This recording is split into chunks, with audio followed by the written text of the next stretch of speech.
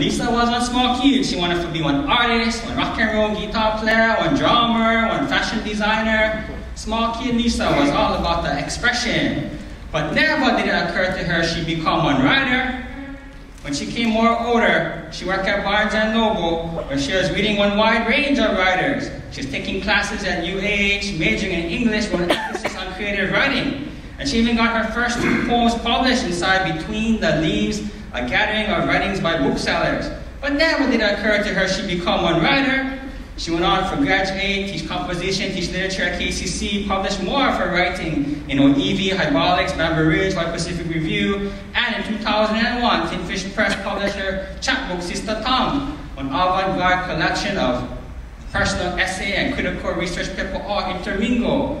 So she had her very own published book, but never did it occur to her she'd become one writer.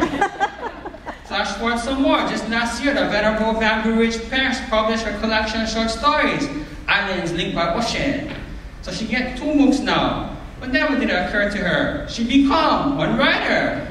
And even today, as Lisa's about to receive her Cades Awards for Literature, I ask her, "Hey Lisa, when people ask you what you do, so what you tell them?" She says, "Oh, I always say I'm a teacher." Lisa is getting the prestigious Cades Award, putting her in the company of all the local literary luminaries. And still yet, she don't define herself as one writer. In her mind, gee, what could take this will make you come one writer? And though Lisa is one townie, in terms of her geographic origins, her upbringing, I think, is more country. Her family raised her not for be all tantaran. So if you like know what Lisa does, don't ask her, ask me. Look what stars, you don't talk yourself up. That's your friend's job. So I will brag for her. Lisa Linn Kanae is a writer. In fact, she's an outstanding writer. We will make her official in her mind today so she knows. We will see if she accepts the title that we shall bestow upon her. Lisa Linn Kanae, writer. Writer, writer, writer.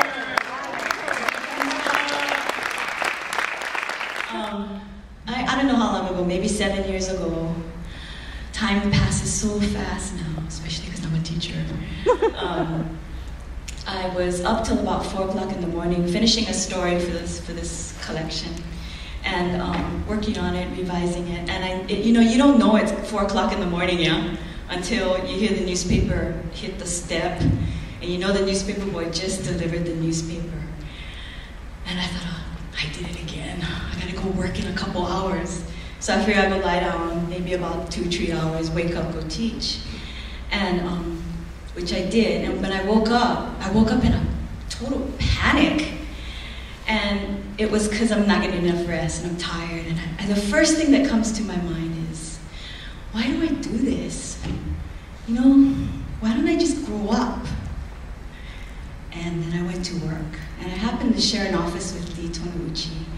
And I walked in and I must have looked pretty grouchy. Because Lee, in a very nice way, said, "Are you okay?"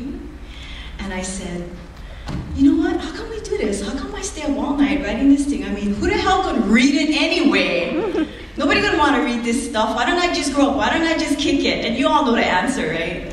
And then Lee tells me, "Oh yeah, I know. I feel like that all the time." And I thought, now this was a young man who had just published, you know, a short story collection. He's winning all these awards. Everybody knows him. He's like a brand by now, Pigeon Gorilla.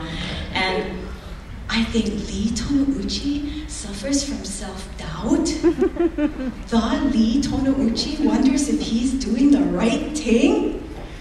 And I tell you, that made me feel better. So I wrote a poem for him, and I think I'll read that today. It's called "To the Young Man Who Questions His Purpose." Born without swim bladders like other fish, the shark will die if it stops to look for parking. The shark must drift and feed, missile efficient, open its drawbridge mouth to take in its prey as oxygen-rich water flows over gills. Real sharks, the thing represented by the noun shark, make lousy house pets, lawyers, ironing boards. But I've seen sharks turned into soup wallets, movie stars, glamorized, light-spangled in murals and the side of huge hotels. Still, the shark swims hungry. That's its job. The other night, I watched B.B. King tease words out of his Gibson ES 355.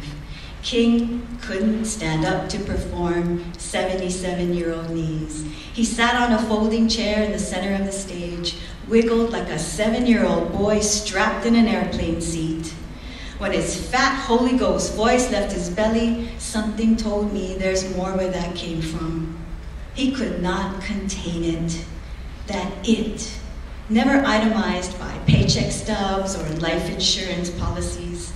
The king of the blues makes Lucille speak. That's his job.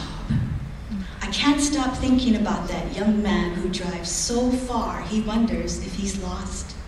Doubts his words on paper are worth the weight of his body. To him I say, the wild trees outside my window turn sunlight into oxygen. Takes light, takes talent to capture and release brilliance lodged in the lungs. This is what you were born to do.